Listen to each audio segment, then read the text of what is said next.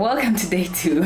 Today I just have natural hair rants. This is not exactly natural hair, but I'm mimicking it because why not? If you're gonna mimic anything. Hello! Welcome back to my channel. If you're new here and you haven't watched my introductory video, please go and check it out to know why I've created this series. This is day 2 of my mandatory quarantine. Story time. To talk about natural hair. Really off topic. I know it's like I should be talking about quarantine and stuff, but get this. I think they're really connected because when you think about it, a lot of salons have barely not, really super opened, and it feels like a lot of people have had to take care of their own hair. And in my very short experience, I have come to realize that natural hair is so much easier to take care of by yourself than hair that has chemicals in it. Because guess what? You don't need to keep thinking about which chemical you put in and what you need to put back in, and it's not as expensive. You don't need like steam all the time.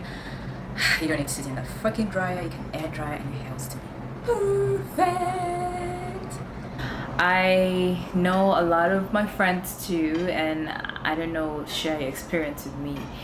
If you have natural hair versus relaxed hair, why you chose to do that. I mean, there's no judgment here. I'm just gonna say this outright. But my friends and I were discussing this, and all over the city you see salons with hair, with women, mainly white women or lighter skinned women. I don't know exactly. I don't know why this dog is barking honestly in the middle of my video. But the fact that most of the hair salons have people wearing straight hair or wavy hair that's not exactly African kinks and the like. I'm not saying all Africans have kinky hair or anything or coily hair.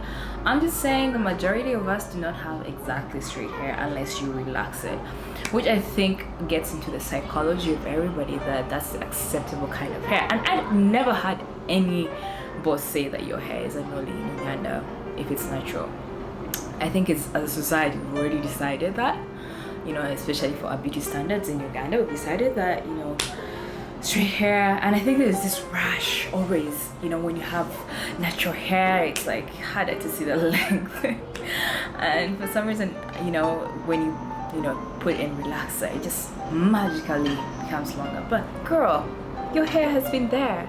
And I think that's the magic of our hair, is that it looks like it's short but it isn't, and that's beautiful. I feel like it's magical to have that and to be able to either temporarily straighten it and hang out with it and have fun with it, and then just get it back into its natural state. It's amazing, beautiful kinks. And it pains me when when I go to the salon and literally these ladies just pull on my hair because it's annoying them that it is very tight. I try to take care of my hair genuinely, but I think we lack the skill to handle our own hair, which is really a shame. I'm so proud of these amazing women who are starting up these natural hair care salons, because goodness, God knows we need to be more forthcoming. I think that's the word. God, I still struggle with some words in English, but I think that's the word, right? Yeah. With how we talk about hair and beauty in Africa, it's like we are, like in Uganda, it's like at least 90% of the population is African, black, and born from here and everything. Yet somehow we've convinced ourselves that it's still better to look like, we have straight hair. You probably need to examine why you feel the need to relax your hair. Besides the fact that everybody looks like they have relaxed hair. Okay? It's really awesome to be able to play with wigs and change your hair. I mean, good God, I think it's amazing that we get to do that. Even dreadlocks, because they're mainly extensions, although obviously they mimic our hair when it goes out in its natural state. I think the idea that we're able to do that with our hair is wonderful. The only thing that is missing is to be actually accepting of natural hair and natural hairstyles, like bantu knots. Like in the US, genuinely, I can wear bantu knots and not care. And they're not even the neatest bantu knots.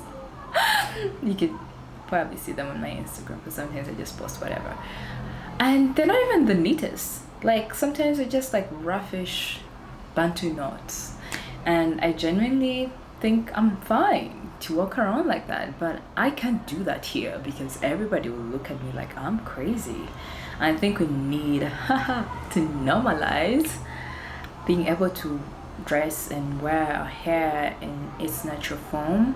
I'm not saying we should not take care of it. I'm saying we should find ways of taking care of it that it's tender and loving, but also not really damaging to its natural state, if that makes sense. Anyway, welcome to day 2. Today I just have natural hair rants. This is not exactly natural hair, but I'm mimicking it because why not? If you're gonna mimic anything, mimic your hair, huh?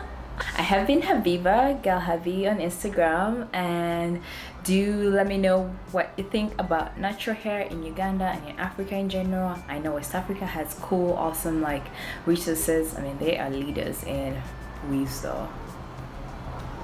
Please don't come for me. I'm not saying they're bad either. They're protective at the core. Please protect your hair. I love you guys.